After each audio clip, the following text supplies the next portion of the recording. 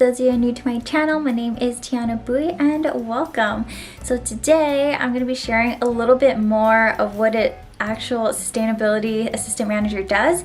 I've been getting a lot of questions, and earlier this year I did share a day in the life, but after being in this role for about a year, I just thought I can break it down a little more and share my experience. Before we hop into the video today, I just wanted to share a little bit about the jewelry brand that I'm wearing today called Luisa, and I'm wearing their Amelia earrings and the river necklace, and really do feel like these two pieces are really great for any occasion. What I really like about this brand compared to other jewelry brands out there is that they're really active in being transparent in their sustainability journey. Transparency in this space means really being open and honest with where you are in your progress and showing actual data so we as customers know that the brands are keeping to their promise. When you go on their sustainability page, not only will you find their quick hits of their goals, but you're able to download their impact report and also their water and carbon footprint environmental reports. Environmental reports like these are really great because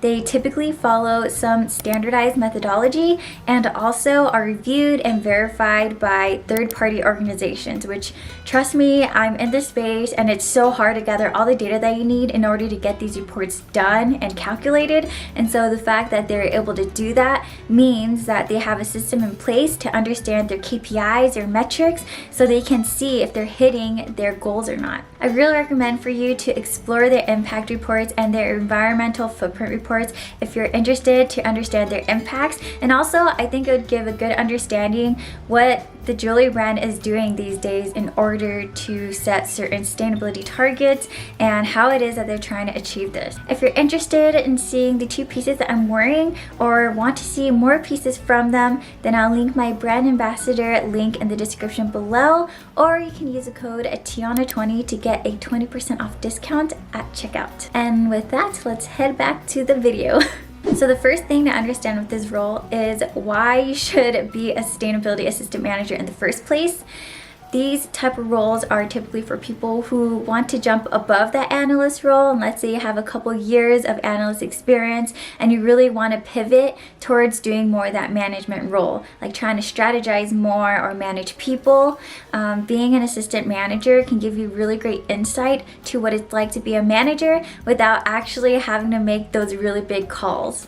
I'd say if you don't quite have management experience yet, being an assistant manager can give you those number of years of experience in order for you to become a manager in the future. Overall, with the landscape when I was applying for this type of role, I actually didn't see too much out there, but I know that this type of role is only going to continue growing since a lot of companies are hiring sustainability managers that need like a lot of experience. But with all these projects that keep rolling in with every company as it relates to sustainability, they're eventually gonna wanna hire some type of assistant down the line. So really do feel like this type of role is gonna be more prominent in the pipeline a little bit more towards the future. So what exactly is a sustainability assistant manager? So basically, there's not really a one-size-fits-all answer to this because it really does depend on the industry, the company size, the size of the team, and also where it all fits in the organizational chart. So what I'm going to be describing today is solely based on the experiences that I've had, but we'll be sharing more about the generalities that I've been seeing as I've been in this role. So as a general definition, I feel like a sustainability assistant manager is really someone who helps the manager complete and manage the programs and projects that are in the pipeline as it relates to sustainability. So the projects that you end up really doing, it really does depend on certain factors. So one of them is where it is that your team sits in the organizational chart. And I mentioned that before. I also tied it a little bit back in my day in the life, but basically, depending on where you're sitting in the company, those are the types of projects that you're going to be doing. And so in the example of my company, I sit under a business unit function, and that function is all about consumer products. And so a lot of the projects that I do are really catered to consumer products. But if you're in a different organization, and let's say you're a tech company that newly established their environmental team, they're going to want to understand the metrics a lot more on a grand scale. And so your work might be catered towards understanding your baseline data. Like, what are your baseline carbon emissions? What's your baseline impact in general? And so those are the type of projects that you'll be working on. And so it really does depend on where your team sits in the organizational chart to see where your focuses are. Another thing that can impact the type of projects that your team works on is the regulations, the laws, the policies, the mandates that end up coming into the pipeline.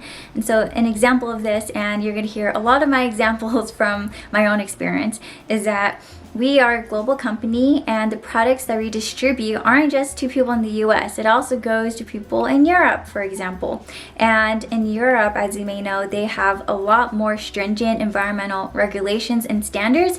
And so if our company is trying to build a plush doll that will get distributed to Europe, we really do try to make sure that how it's made and all the regulations from Europe are taking into account when developing the product. The last thing, especially if you're a public company, is that the shareholders, internal, external stakeholders are gonna have such a huge say in what's gonna be the material topic that a company is gonna focus on. And so right now, you know, the big buzz is about climate change, climate impacts. Pretty much everyone cares about it at this point in time. And so that's why a lot of companies now are making the steps to figure out the carbon emissions, understand what types of strategies they can implement in order to reduce that, and just overall, you know, being just more well aware of what they're emitting into the earth. So because of these project drivers, pretty much that's what's going to determine the types of work that you end up doing.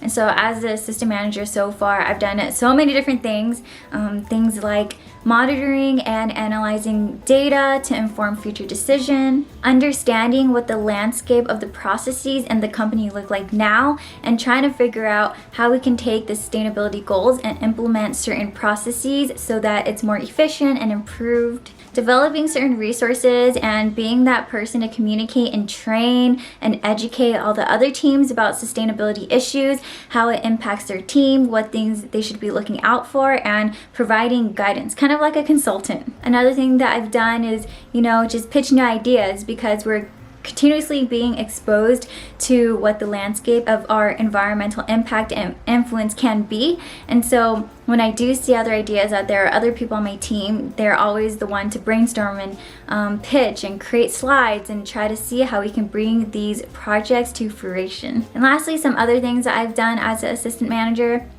is creating certain roadmaps based on our targets and goals, and then also completing the certification processes and the reporting requirements for the company. So as you can see, it's super diverse in what it is that I do, and there's so much work to go around. And so that's why I was saying I'm pretty sure sooner in the pipeline, once a lot of managers are actually hired for a lot of companies, they get a good understanding of what needs to be accomplished. There's just going to be so much work, and so we'll need to hire more analysts, more assistant managers well in the future. So within, you know, the project drivers and what ends up being the type of projects that we do, the role that I really play in all these projects and programs are very different.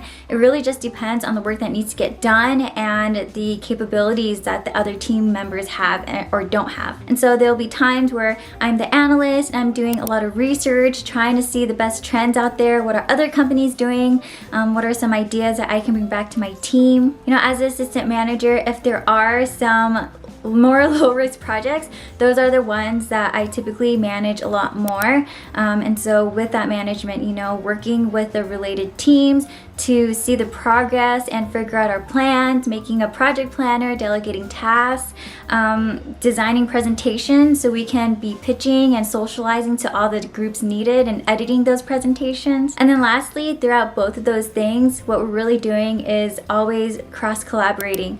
I know this isn't an exact role within a project, but no matter what role you are, you're always going to be talking to someone else outside of your team and asking for advice, seeing their work, collaborating on new ideas. And so I just say that that's a pretty essential skill to have when being in this field. So some of you guys might be asking, what's the difference between an assistant manager and a manager if I am also managing projects on my own? And so some things I have to say about that is that A manager is typically someone who has way more experience than the assistant manager. It can be like 8 to 10 years that I've even seen on some job postings, but beyond that, they're really great at understanding the business and sustainability space and how to intertwine those things, how the socio-politics work at a company, and really who do we need to talk to in order to get the projects and programs done. I feel like that's something that I'm learning so much as I've entered in-house for the first time. It's not just, oh, I get assigned a project and then that's it. It's like, oh, we're coming up with a project because we see the big need in it. We got to pitch this stuff first. We got to talk to the right people, and then once we climb up the ladder and get the green light, then that's when we can really follow through with what it is that we want to do. And being able to understand that, I feel like it's going to be pivotal when, working in the corporate sustainability space, and a skill that I'm currently working towards, but do know that the managers already have a really great hold on this. And lastly, since I am the assistant manager, the manager is the person who really reviews the final end of the work. And so after I do a lot of the work that I do, even when I'm managing projects, I always refer to my manager to make sure that it's aligned with what he sees to be the vision for it, and making sure that I'm incorporating his feedback or her feedback whenever possible. And so the general requirements to be an assistant sustainability manager or a feature sustainability manager is to, at a minimum, have some type of bachelor's degree that's related to environmental science or business. And it's not always the case that your degree dictates where you end up in the future, but I just feel like if you can have that really strong base, it'll make you more competitive in the market. And so I got my bachelor's of science in earth system sciences at UCI, and there I was able to have a really great base foundation understanding of how the earth works to begin with, right? Like, how does soil work? Why is it when acid rain goes into the soil, why is that bad? Being able to answer those really basic environmental science questions. And then alongside my degree, I was able to do a lot of research, since a lot of those classes ended up with a research paper in some shape or form.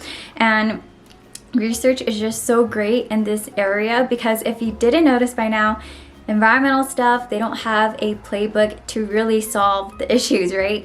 There's still so much to be done, new innovations, new ideas, and being innovative in that way, and being able to research, seeing what else is out there already, how can you take all these solutions, apply it for you and your company. Those are really going to be key skill sets as you go along this career. Business is also a really great degree to get in, because if you're doing corporate sustainability, you at the core need to understand how a business works. Now, I didn't really learn business until I went to grad school, but what I can say with a lot of my friends who did do business, their curriculum, was just understanding how business works, how the business units work together. And also, I think when you end up becoming a business major, you have your own specialization. So you can specialize in admin or specialize in marketing or human resources. And so really do feel that if you get into something like this, it would be great if you're able to take some courses in how business operates through its supply chain, because that's been a really huge thing right now.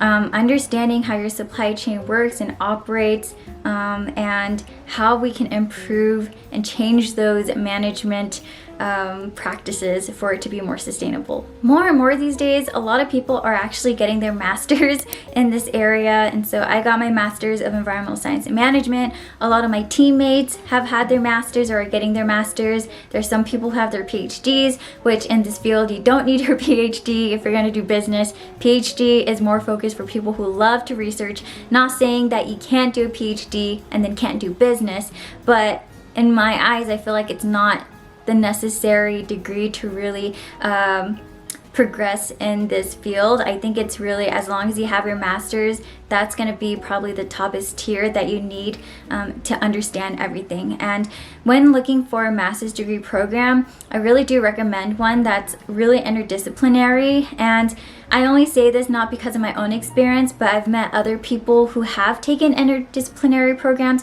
versus ones who haven't taken it, and do see that the ones who didn't take it wish they had a more interdisciplinary approach in their program. And so this is important because when you are learning about things interdisciplinarily, if that's even a word, what that means is that you're taking courses in so many different areas. You're taking courses in business and in law and in politics and in science. And so when you're able to have a full understanding of the types of solutions that can come in the environmental area, I feel like that only gives you a leg up into understanding how you can provide solutions to the company that you work at. Another thing that I'll look for in finding these environmental master's programs is trying to do some LinkedIn researching to see where the alumni are working. And this is a big thing because you don't want to be working at a master's program and then after don't really have so many networking opportunities. I can say from my own experience, for some reason, my program, the Brand School of Environmental Science and Management at UC Santa Barbara, we're really huge on the West Coast, and you'll be really surprised how many people that I've interviewed with who end up being my manager who are from my program, or some managers who have referred me to other alumni who work at a company that I would want to work at and just refer me to them. It's kind of insane what the alumni network can give you, and say that that's something that you should actually look for. And so what I did for my due diligence, besides looking at the school's website, because obviously the website's gonna give you all the good buzz like, yes, you have a strong alumni network. What you want to do is to go on LinkedIn, look at the school, and you can see the people who've attended there. And usually people put their professional role titles on their profile, so then you can kind of get an interesting glance to see where alumni end up in the future. Another reason why that I'm really gung-ho about the master's degree is because in a lot of these programs, what you'll end up doing for your master's thesis or your master's project capstone is actually working with a real life company. And so for my thesis program, I was able to work with Adidas to solve an environmental question and problem that they had. So I worked with a team, a small team, which is what you actually get in the real world. You work in a small sustainability team, and then you work together to figure out this problem and this solution for another company.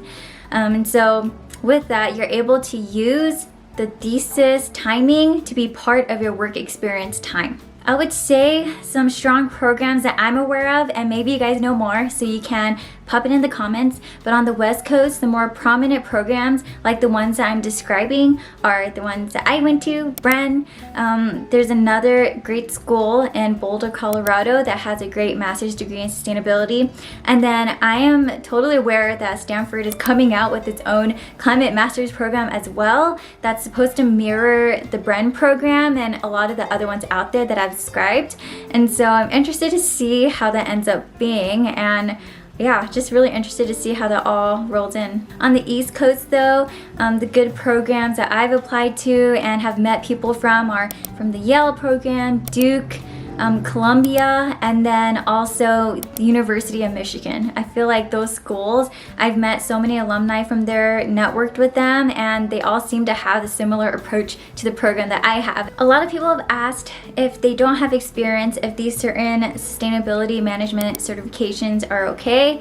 And to be frankly honest, I don't have too much experience with that. I try to do some research online to see if I can provide you guys with some that seem credible. But at this point in time, they're just kind of like an overload, but would say if you're able to find an extension certificate program from a credible university, that's pretty much all that matters. And then also if you look at their classes and the curriculum, try to make sure that it mirrors something that what I talked about earlier today too. Because all you're really looking for is a program that can teach you about the intersections between sustainability and business, how that all operates, and how it is that you can build these hardcore skill sets so you'll be good enough when you're ready to apply for your jobs. Not that it's necessary, but if you want to be a sustainability assistant manager, if you are in a certain industry that requires certifications, I say it wouldn't hurt you to get some. And the ones I'm talking about is like getting certified in